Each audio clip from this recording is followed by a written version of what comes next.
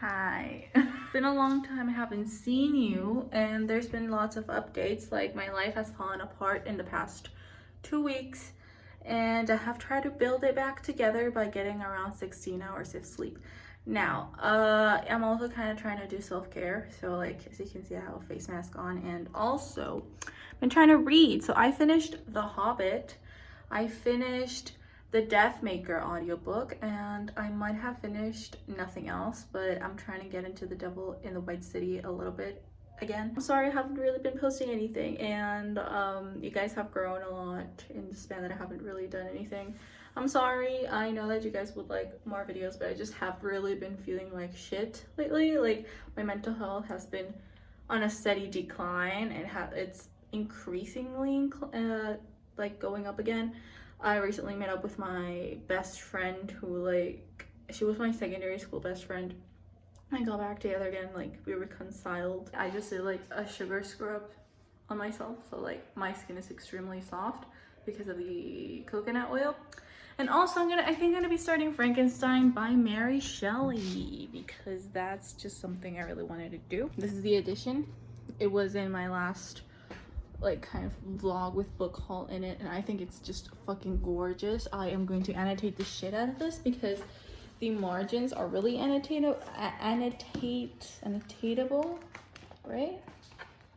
These are the margins, and honestly, even though the print is relatively small, the margins are great. I feel like shit, but right now I'm just vibing. Yeah. I'm excited to get back into this because it keeps me busy. It's just that I wasn't able to do it because it's just life continuously happening and fucking me in the ass. Yes.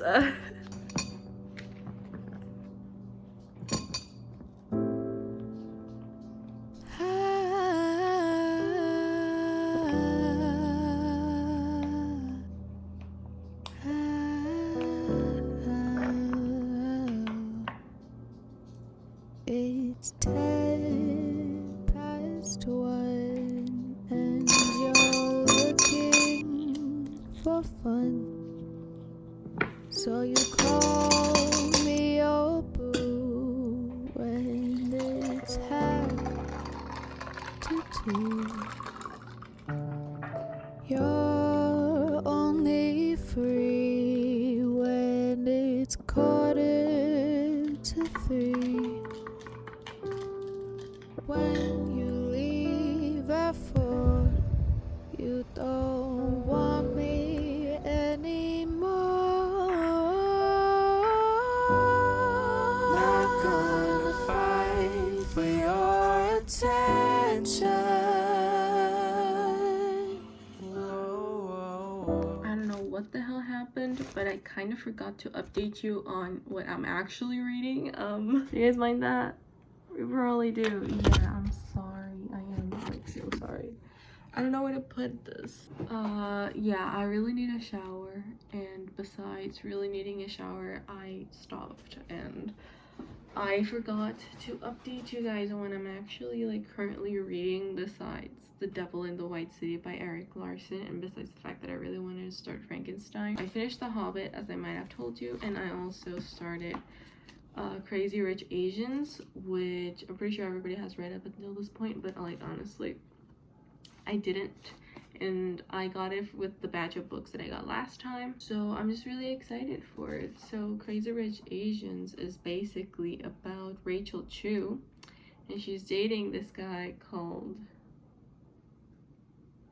Nick Young, and Nick Young comes from the most one of the richest, wealthiest families of Asia. Rachel and Nick are invited, well, Nick is invited to, I think it's his best friend's wedding, and it's gonna be like the wedding of the century. It's gonna be like super big. He's gonna bring Rachel home to meet the parents, to meet the folks, but she doesn't know he's filthy rich. I got into this because when I watched Bling Empire on Netflix, I just like really got into the mood for Crazy Rich Asians because I knew this was gonna be around the same thing, and I also really want to watch the movie. Like, honestly, the writing is super practical and it's super fast paced. The chapters are bite-sized. This is like the a fast contemporary, and I feel like every time I finish a chapter I'm not advancing much because they're so small, but it's so easy to get lost in it, and I just really haven't because anxiety really gets in the way.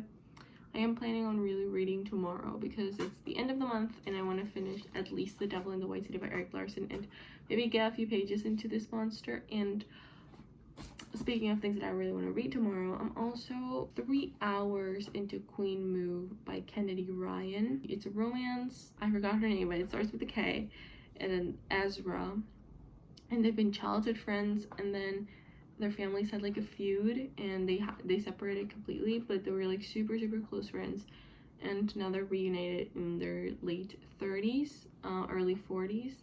Well, they're like 38 or 37 or something, and they reunite. The thing is that Ezra actually has a girlfriend and a child, like a 10-year-old kid, and the girl, our female protagonist, who I cannot remember the name of for the sake of me, she is like very successful.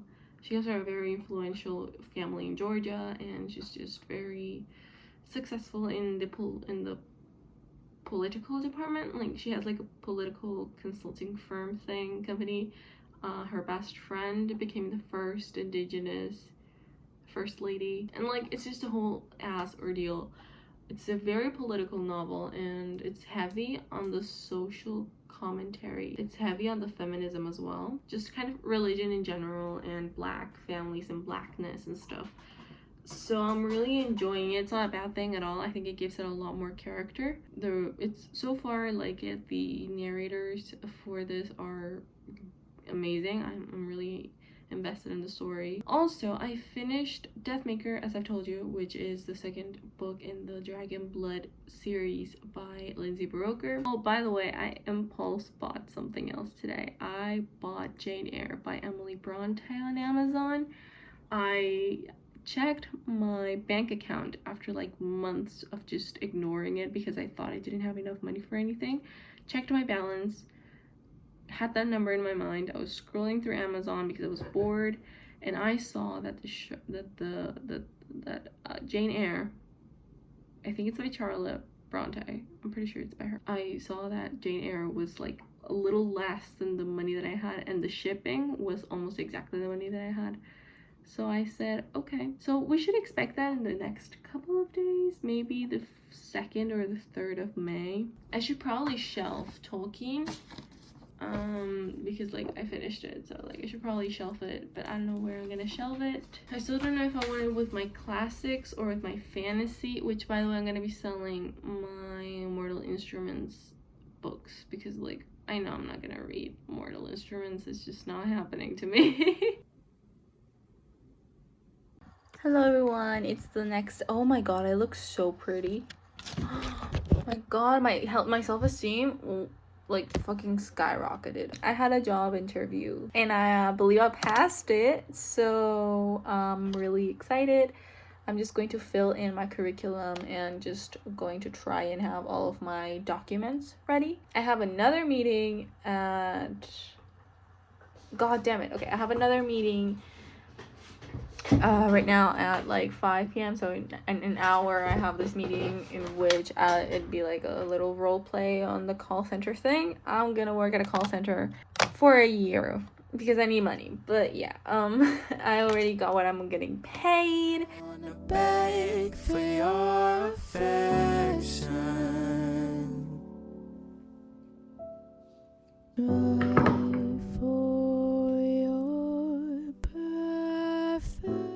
So it's the morning of the Saturday, the May the 1st, so I haven't washed my face or anything. I literally just woke up, changed, and I'm making breakfast before anything I do. Today I have my job interview again. This one is just like a general medical exam, so I can put in my curriculum. I haven't read anything. I listened to the audiobook of Queen Move by Kennedy Ryan. It's getting really interesting so far. We're already getting into like the romantics of it. Well, not the romantics of it. Like, we're like 17 chapters in and we're barely like getting any action. Like, not even action. Like, it's just, there's a lot of palpable tension, and I feel like all this buildup has to lead to a breaking point that's very exciting. So I'm looking forward to that, but it's really moving slowly because we're setting up our characters. Like 10, I want to say 10, like around 6 to 10 chapters were dedicated to a backstory, just so that we know like the tension that there's in there. So yeah, I think this is dual timeline. If it's not dual timeline, then I don't know what the flashback scene really entitled to, but I appreciate it. I liked it. Hi, hello, welcome to a Sunday morning. There's like a whole mess in my room. I don't even have sitting room in my own chair because I just have a bag in here. April is over. I wasn't able to finish the books that I wanted to read throughout April. I actually barely even read in April, and that's because I've been using my phone a lot more, which I shouldn't, and I am going to limit my phone, you know. So I'm gonna give you guys a rundown of all of the books that I want to read in May, and hopefully we can get to all of them soon. And if I am able to get to other books on audio, or if I'm just feeling in the mood for a particular book in my bookshelf, I will totally pick it up. Like, I want to read the Game of Thrones series so bad. I'm planning on like this or next week just finishing The Devil in the White City by Eric Larson, because I am like, as you can see, this is a tabs situation. I don't think you can see it right. Oh shit. Yes, this is a, oh my god, I am so sorry, it's just not focusing. This is a tab situation.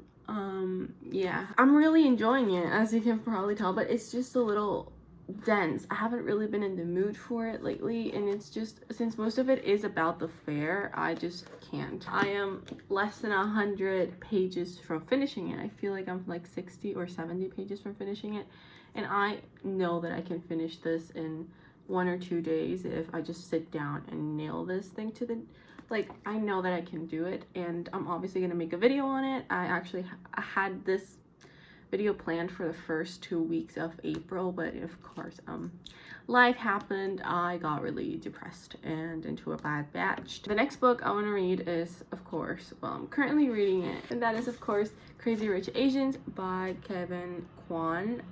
Yeah, it's just getting really interesting. I went through like 1 or 2 chapters since last time I updated you on this book, and of course I'm still very much enjoying it. Like, it's drama filled and just goodness, amazing, and the writing is actually like good. Like, it's not something I'm struggling to pick up. It's just that since I'm hyping it so much in my head, I'm kind of, okay, do any of you guys get this problem as well, where you will hype like a singer or a YouTuber or a book or a movie so high in your head that you actually actively avoid it so that you don't have to let yourself down if you ever do? Yeah, I'm kind of, it happens to me with books all the time. Yeah, so that's why I'm kind of avoiding picking this up, but I'm really enjoying it and I really want to finish it, and I know that if I put myself to it, I can finish this in like a day or 2. The next book is nonfiction, and it's a book that my brother actually had in his shelf. He doesn't even have a shelf. He just bought this book thinking he would get to it sometime, and he never opened the packaging. So I'm opening up the packaging right now, and this is Adam Smith's, I'm so sorry, my English doesn't exist at this time. An inquiry into the nature and causes of the wealth of nations. And I know that I'm going to take a lot from this book because I'm going to study economics next year, and I just know that I'm going to take a lot from this book. I'm really interested in economics. Like, it's a major that I feel like fuses the things that I like about politics and just my eagerness of understanding the world and how it moves, and my thirst for changing that and manipulating it to a common will or something. Like, I'm sorry, yeah, but yes, and it's also going to combine my favorite thing in the world, which is reading. My brother, of course, never got to it because he doesn't read. He is an electronics guy. He is yeah, he's 30 at the moment. He just turned 30, and he majored in mechatronics. He did mechatronic engineering, and he has a master's degree on something that I really don't remember, but he is like very knowledgeable in technology. And when we were kids, he used to like hack yeah, he used to download games for the Wii, and we would play anything we wanted because he downloaded whatever, and all of the movies that I watched were because he downloaded them, and then he burned them into a disc, and he printed the image into the disc. And it's just like he's always been like that. but he's never been a reader. So I'm gonna do this and then I'm gonna tell him what it's about. Next book that I've been wanting to get to, and it's again another case of me hyping up books and never getting to them because yeah, I put my bookmark in this already so that I will have an incentive to get to it. But it's Shiver by Junji Ito. This is, I think, the collection of his best short stories, of his best short manga stories. And that's why it's kind of intimidating, because I read Fragments of Horror in December because oh my god, that's right, I read Fragments of Horror in December because I was going, Christmas, and I read it while my cousin was doing my hair for Christmas.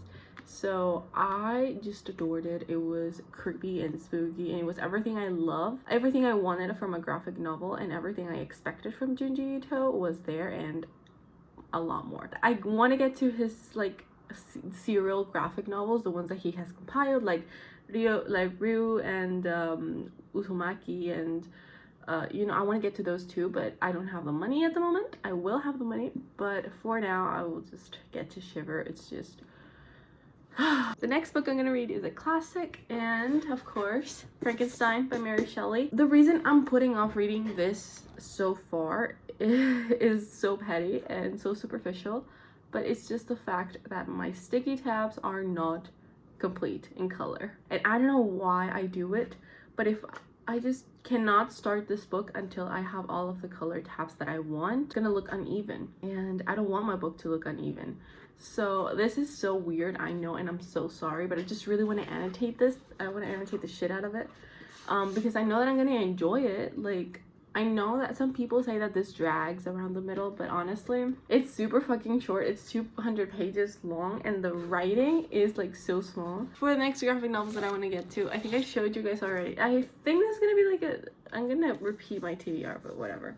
I'm gonna read the two first Fables comics by Bill Willingham. Bill Willingham. Yes, I always get this mixed up. It's either Will Billingham or Bill Willingham. Bill Willingham. Okay, I'm gonna read the two first Fables graphic novels on the series because I'm just so excited for these. Like, honestly, I've been hyping them up for so fucking long. Ever since I played The Wolf Among Us last year, I've just been hyping these up and trying to find them, and now I have them in my possession and in my power, and I don't know why I cannot get to reading these. If you guys know what these are about, it's just basically like retellings of fairy tales. It's not retelling in the traditional form. The concept is that all fairy tales, all European fairy tales, fall and happen all in the same universe. Like Cinderella and Snow White, they all happen in the same universe. And this is called I'm sorry. This is called the Homelands, I think. And basically all the fairy tales fled the homelands in this thing that was called Nexodus. So all the fairy tale characters fled to New York, and they hide themselves in a district of New York with the use of glamour, type of magic that hides them and makes them invisible to the human eye. Well, not invisible, but just, it's like a street you don't want to go into. Like, it's there, but you don't have the intentions of going in there. I have a Spanish TBR because I have to read in Spanish a little more, and I'm gonna start with this one, which is called Como Sombras y Sueños by Luis Zapata. This book, I don't really know what it's about. I exchanged 4 books for my 4 divergent books that I just exchanged them, and this one is one of the books that I exchanged them for, and I think it's basically a book about this character who has depression. Also, Verónica Decide Morir by Paulo Coelho. Paulo Coelho is somebody who everybody has mixed feelings about. My Spanish teacher hated him with a passion. She told us she didn't know what the hype was all about with this guy. And there's tons of people who say that he's one of their favorite authors. I have The Alchemist. It's one of the other books that I exchanged for my Divergent quartet. I like the premise. I wanted a Coelho in my bookshelves, and there's one last thing that I am planning on reading, and that is, well, at least I'm finishing, and that is Thus Spoke Zarathustra by Nietzsche. I started this like in 2019, 2020, or something. I got to page 52 of this. This is a really old edition and I love this. This is the same edition that I read The Prince by Machiavelli in. I did highlight stuff. I read this right after I read Siddhartha because I was in the mood for that. The thing is that Siddhartha is a lot less philosophical and it's more a book with a plot, and this is philosophical essay. This is like a philosophical essay trying to play at a book format. So I'm really excited to get into this because why? Yeah, you're asking yourself why. I just really want to get into Nietzsche. He's just the pessimist. I really want to get into The Birth of Tragedy. There's like a handful of videos that I've mentioned The Birth of Tragedy in, because it's a shorter work and it's an earlier work than Zarathustra, but I already started this and it's already kind of annotated. So well, that's it for my TBR for the month. There's really like it's an ongoing pile. I'm also planning, if I can, as I said, if I can get my thoughts in order. Now, if I can get my sticky tabs, I'm gonna reread The Great Gatsby and annotate that shit. And also, I just ordered Jane Eyre and it's supposed to be coming in today.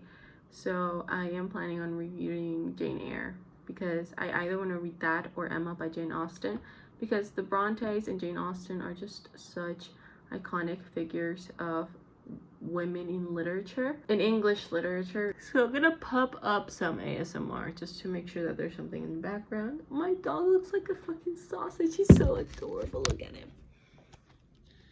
She's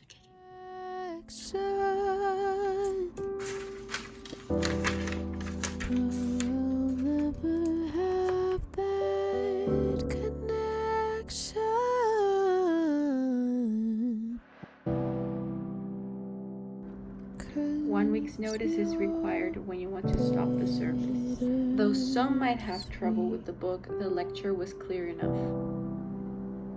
You're not good for me. We're going to have a little unboxing moment.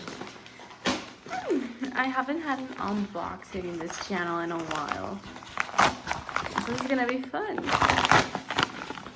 It's a Penguin classic. It's a Penguin random classic. I never have had a Penguin random classic in my life. This is so fucking exciting. Oh, it smells like a Penguin random classic. It smells exactly like I thought it would. Like, it smells like new paper from an expensive bookstore. Okay, I'm gonna read to you the blurb, even though most of you probably know what Jane Eyre is about, but I'm just excited. A novel of intense emotional power, heightened atmosphere, and fierce intelligence, Jane Eyre dazzled and shocked readers with its passionate depiction of a woman's search for equality and freedom on her own terms. Its heroine, Jane, endures loneliness and cruelty in the home of her heartless aunt and the contrariety of Lowood School. Her natural independence and spirit prove necessary when she takes a position as governess at Thornfield Hall. And when she meets love with her sardonic employer Rochester, the discovery of a shameful secret forces her to make a terrible choice. So I'm already aware of the terrible secret because like everybody has read Jane Eyre, and then there's this retelling, this modern retelling called The Wife Upstairs, or The Other Wife Upstairs or something, which people say it's a retelling of Jane Eyre. So I can kind of imagine by the title of the book what the big secret is. So yeah, the book is kind of spoiled to me.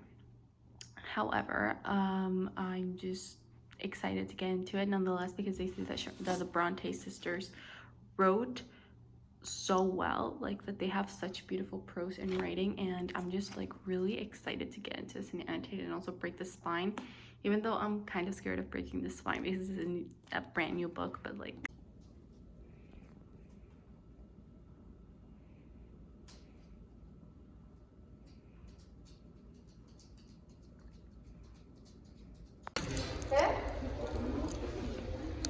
got back from work like an hour ago or two. I finished eating. I'm so fucking tired because I woke up at like 6 or 5:30 so that I could get ready, and oh my god, I'm just like so fucking tired.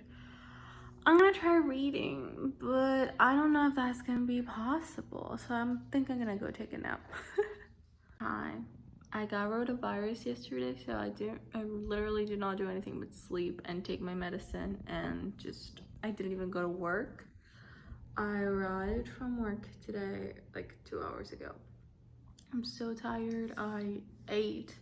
I am having my afternoon tea, and I'm sitting on the floor with my pajama bottoms, and I'm happily considering going and finishing the book that I'm reading so that I can start others and see how that's gonna go. I am also heavily considering just ending this vlog because I haven't really been doing a lot, but I want to finish a book like right now. I really didn't.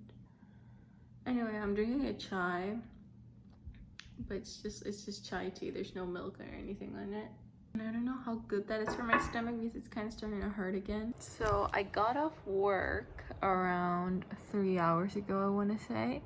2.5 hours, and I just finished The Devil in the White City by Erik Larson, which I'm so happy I finally finished. I have literally been waiting to finish that for the longest time, but I have already done it, and it was so well written. It was so insightful. And then at the end with the notes and you know, because at the very end Erik Larson kind of gives an explanation of how he researched, of why he did certain things, why, like, how he used certain archives or certain facts, or how he kind of looked for things and decided to write them. And I feel like he's a very interesting kind of person. He has a very concise way, and he's just like, he tries his best to be very factual while at the same time trying to be like a little sensationalist with his writing, so that it's not really boring and a memoir, you know, so it's always exciting and something to want to look at. And he was so invested in his research, and he really was enthralled with the World's Fair, and just, you know, Holmes of course was also very enigmatic and just fascinating, I feel like, to read about at this moment. It was very fascinating and enthralling, really, to just see at what lengths he would go to. I knew that he had killed the 3 children. I just didn't I thought their bodies were never found, but apparently they were, and it was just kind of, I felt really bad for them, like, poor babies. And then, like, there's a lot I flagged in here, by the way. There's like a fucking lot. At the very end there were things that, you know, I almost didn't flag, but because I was so invested in finishing the book that I kind of forgot. And I just flagged like one thing because I thought it was kind of hopeful and quotable, I guess. I don't know. I might go and start another book instead of continuing with Crazy Rich Asians, because I just kind of don't feel like it right now. I will update my Goodreads, and I will also update my Notion page, and we'll see how that goes. I am giving this a 5-star, kind of course. Why wouldn't I give this a 5-star? I mean, it did drag. I might give it a 4-star. Yeah, I'll give it 4 stars because I feel like it did drag a lot with the fair. And, you know, if he was very interested in that, of course, but my enjoyment was mostly based on Holmes rather than the fair.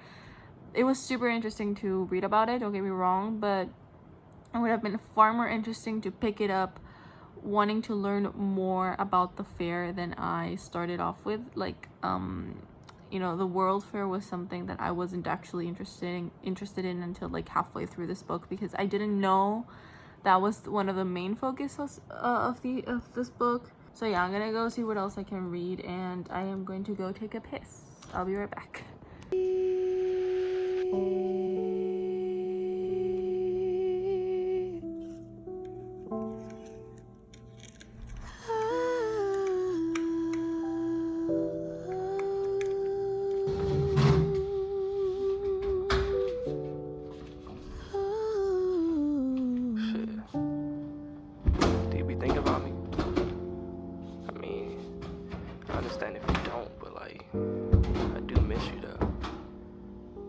Presence, the feeling, the love.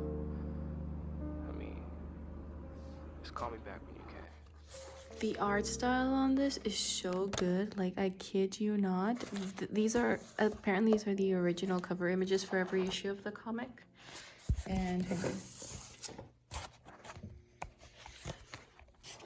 isn't this like the most beautiful painting I've ever seen in my life?